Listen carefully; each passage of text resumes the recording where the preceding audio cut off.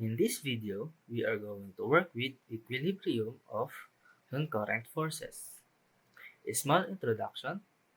Equilibrium of concurrent forces occurs when multiple forces acting at a single point perfectly balance each other, keeping the object at rest or moving at a constant speed.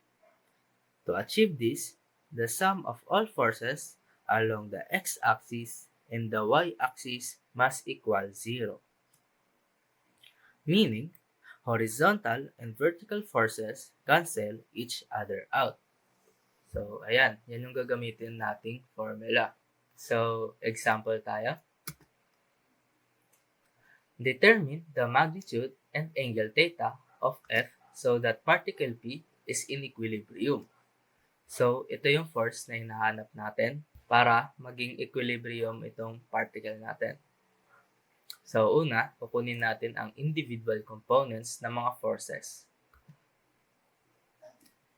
Yan. Tapos ngayon, kukunin natin ang summation ng Fx or horizontal forces.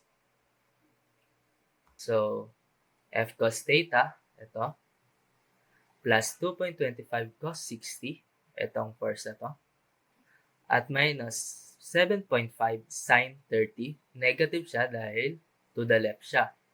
At ganun din itong 4.5.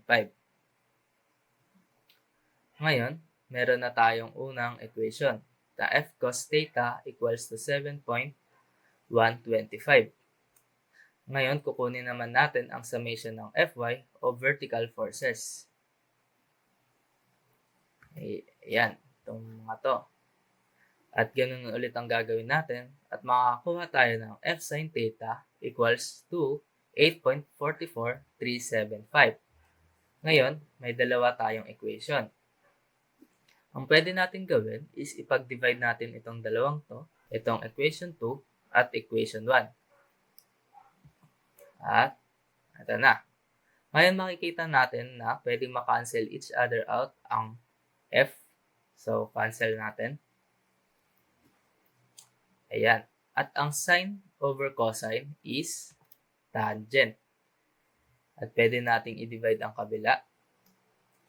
At para matira na lang ang theta dito, pwede tayong gumamit ng arctan. At ang theta natin is 49.84 degrees. Ngayong may angle tayo, pwede natin itong i-substitute sa nauna nating dalawang equation. Pwede tayong mamili lang ng isa pero ilalabas natin ang dalawang way. Yan.